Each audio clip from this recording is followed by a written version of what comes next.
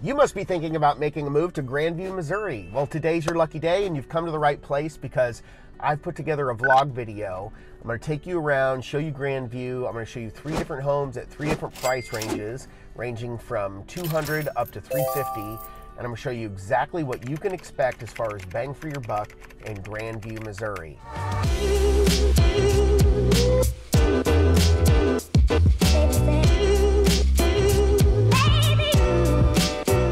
Hi, I'm Max Jones. I'm with the Mojo Real Estate team, and my partner Zach and I are living in Kansas City. We've been helping buyers and sellers of real estate in Kansas City for over 20 years. We help about 250 people a year, and we love it.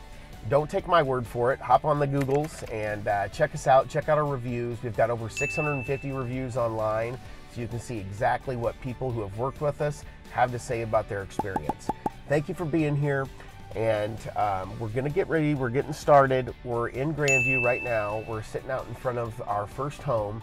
So I'm gonna hop out of the truck and I'm gonna show you the first home on our tour. Let's go.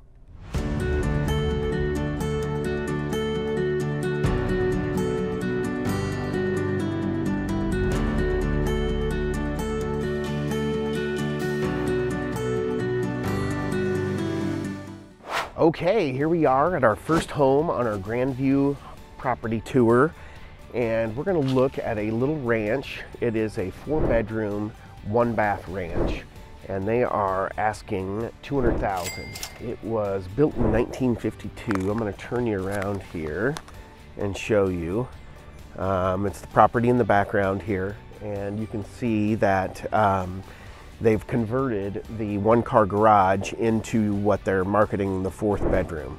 Not completely uncommon for homes in this age range and size. This one is 1,300 square feet, and for them to convert that garage into the 4th bedroom, I definitely don't recommend doing that for future resale. But if it's what you need to do to accommodate your family, even if you need a 4th bedroom, then that's understandable. It has been on the market for 62 days, so I think it may be a little overpriced at $200,000. They originally listed it at $210,000, have made one price reduction already. From a price per square foot standpoint, that's a little pricey. And then also down the street here, it's kind of on a busy road with a commercial district and railroad tracks. So that could be another reason that it's languished on the market for a little while. But yeah, I mean, really for Grandview, $200,000 is kind of your entry-level price point. It's going to be tough to find anything that's livable under $200,000. Here's another home across the street that is also for sale. A little smaller, no garage also. So yeah, that's our first home on the tour, $200,000. We're gonna step it up to $300,000 for the second home on the tour. So with a 50% step up, we should see a considerable difference in the quality of home that you get for that price point. So with that being said, let's head over to the second home on the tour.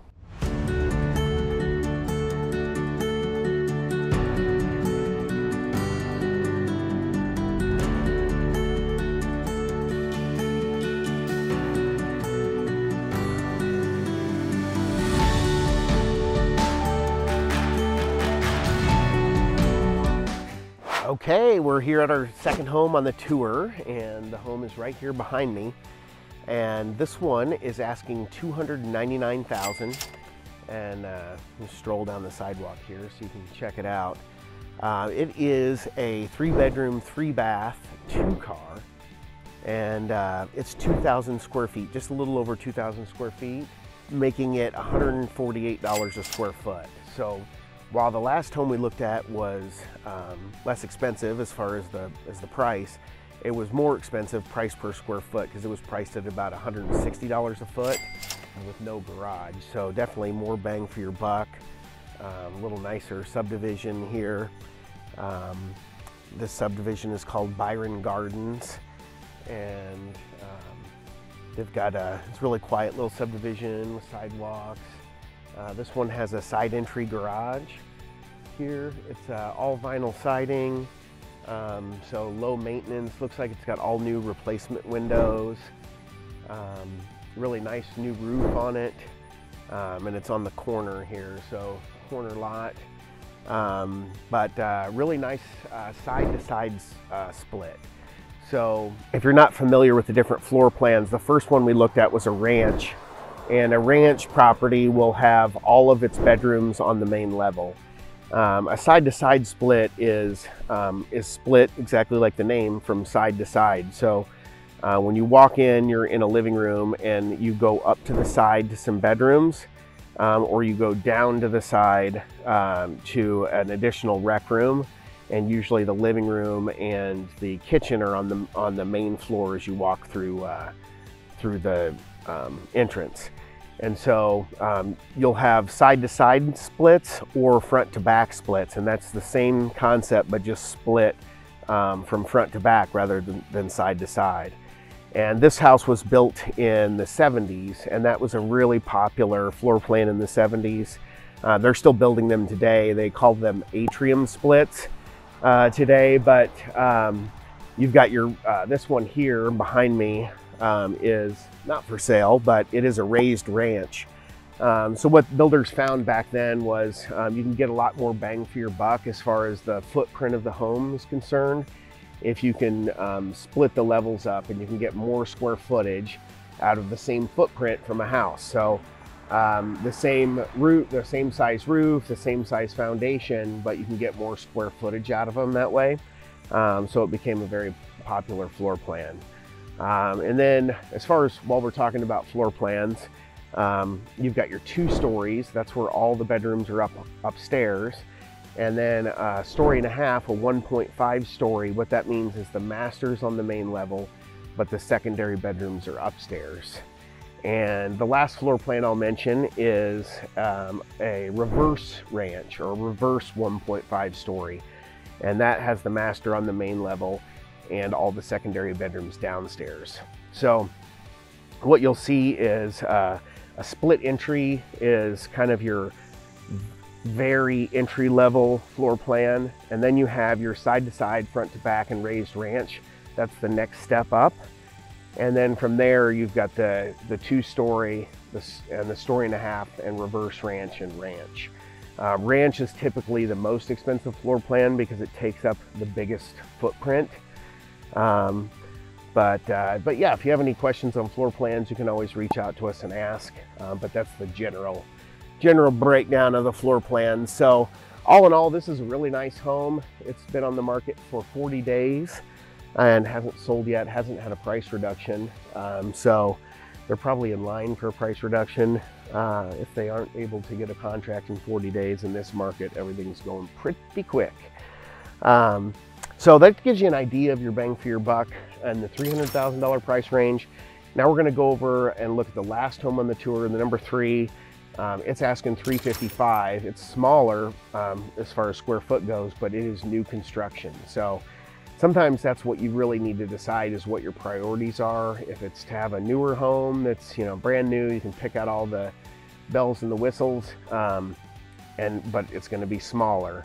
Or if you prefer a bigger home that has a little age, a little character to it, but you know, might need some updating and that sort of thing. So it's all about your priorities when you're house shopping, and that's our job, is to find out and discover what your priorities are and advise you as far as that goes, as what, you know, what's the best fit for you and your priorities. So let's head on over to the 3rd one, and I'll see you there.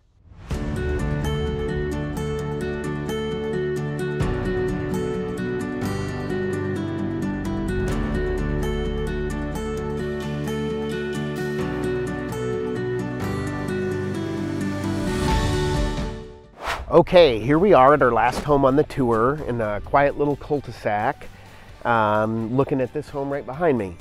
And it is a new construction ranch, just recently built. I don't think it's even quite completely finished. Sod certainly isn't in, of course.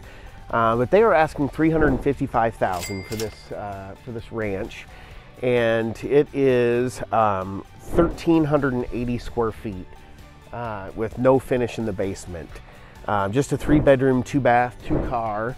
And at that price, $355, that shakes out to about $257 per square foot. So relative to the last one that we looked at, which was $148 a square foot, this one is considerably more expensive. Not double, but almost. So it is really nice, and it is not in a brand new subdivision. It looks like there was a lot that that didn't get developed when the surrounding homes. I'll kind of walk up here and turn around so you can see, get a little context for the subdivision. It's called Hillside Grand, and you can see the rest of the subdivision, I think, was built probably 5 or 10 years ago. A combination of, and then for whatever reason, this little lot at the end of the cul-de-sac here wasn't developed until just now.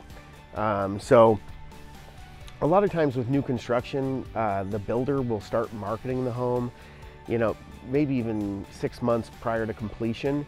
And if that's the case, if you have the flexibility with your timing, it can be a great way for you to go in and pick out all of the finishes. Usually the builder will have an allowance for which you can pick out the tile and the lighting and the flooring and the paint colors and all that kind of stuff, the granite.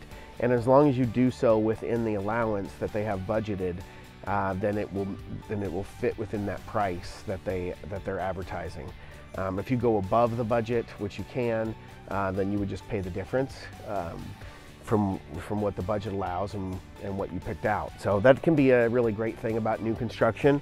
The downsides are timing. If timing is a concern for you, that can be a little bit of a problem, as far as having it done right away and have a seamless transition moving from one place to another. But if you're renting and you have flexible timing, or if you're able to financially to purchase your home prior to selling yours, then timing isn't an issue. Then the only other issue would be the price per square foot. You really get, it's way more expensive to buy something brand new, just like buying a car. You drive it off the lot and it's immediately worth a little less. Not so bad with cars, because they're depreciating assets as real estate, which typically appreciates over time, but still has that same new car effect. So that really does it for our 3 homes on the tour. But since you've stuck around to the end, I am going to go over a list of kind of fun facts about Grandview, things that you're going to want to know if you're considering Grandview for a place to live. So stick around a little bit longer. I'm going to tell you everything you need to know about Grandview, and let's go back in the truck and do that.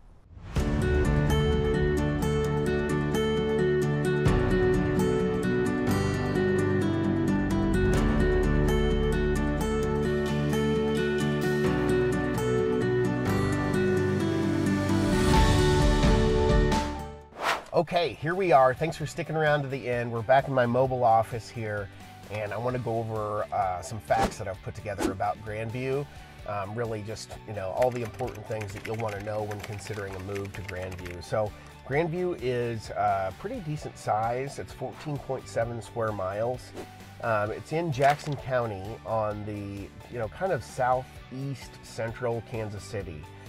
Really nice location as far as being close to things, but at a really decent price point. So it sits just a little bit south of Waldo, and just on the Missouri side, where on the Kansas side is really expensive, Leawood and that sort of area. So you're not too far from really expensive areas like Overland Park, but much more reasonable median housing pricing, which is $127,000 is the median. So way below the national average. I think is right around $250,000. So you can really get into a home that you can own, and relatively affordable. The rent to own ratio in Grandview is not ideal though. It's about 50-50 mix between people that rent and people that own. Generally, you like to see that a little bit higher when you're going to buy a property to own or occupy. That can tell you a lot of things about the crime rate and the quality of schools and that sort of thing too. The tax base isn't as large, so something to think about as far as the, you know, I guess that's why it's an affordable place, is that rent to own ratio. But the median rent is $837 a month. The population for Grandview is 27,000 and only 9,500 households. So 9,500 households over 14 square miles is not super densely populated. A lot of commercial areas in Grandview though. Grandview was incorporated in 1912, and it's actually named, which makes, I didn't know this until I was researching Grandview, but it makes sense. Grandview is named based on its grand views. So I believe the people that first settled and incorporated and all that sort of thing in Grandview, it became its own municipality, is it sits a little bit elevated from the surrounding areas, and in the downtown city square there's a grand view of the area around. So that's where the name came from. Some famous people that spent time in Grandview, Harry Truman. I don't believe he was born in Grandview, but I believe he was raised in Grandview for a good portion of his life. So President Harry Truman. Grandview has decent schools. There are 6 elementary, 1 middle school, 1 alternative school, and 1 high school. I did a little drive-by of the Grandview High School. I wouldn't say it's the best school system in the Kansas City Metro. Definitely not on par with nearby Blue Valley or Liberty or Park Hill. But it is a school that offers all of the sports and that sort of thing. You know, all the opportunities that you would want out of a school district, just academically, not the top of the line in the Kansas City Metro. The size of the student base is 3,750. The median income for Grandview is just $48,000. Tons of grocery options in Grandview. Really well known for their Mexican stores. There's a few that I'll point out on the map video. I'm going to do a map video of Grandview as well and really point out from a bird's eye perspective all of these different spots. But tons of Mexican shopping options and Mexican restaurants. Really awesome for that as far as that goes. There's some farmers markets, and there's a Price Chopper and a Grandview Corner for shopping options. Crime in Grandview is rated a C- on niche.com. You know, I think it kind of goes with that rent to own ratio. There are some lower income areas that, along with that, probably comes some of the crime. Really awesome entertainment in Grandview.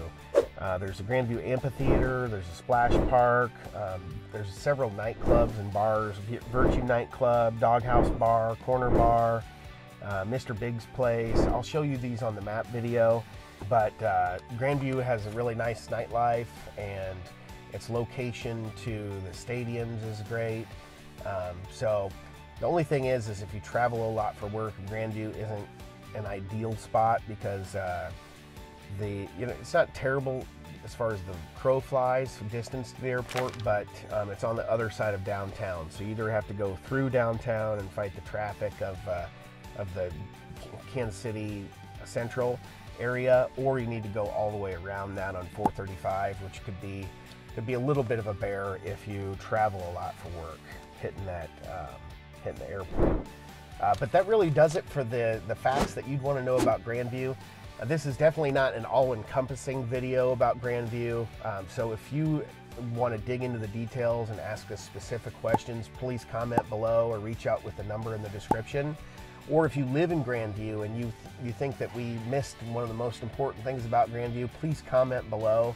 It'll help everybody, all of our subscribers, anybody that watches the video can look at the comments and get information that way. Don't forget to like and subscribe, so if you want to be notified about future videos, we will do a video on almost every suburb of Kansas City. We're also going to do videos on all of the subdivisions in Kansas City, so we want to be a resource for you. Feel free to reach out to us anytime, and thank you so much for tuning in. We will see you in the next one.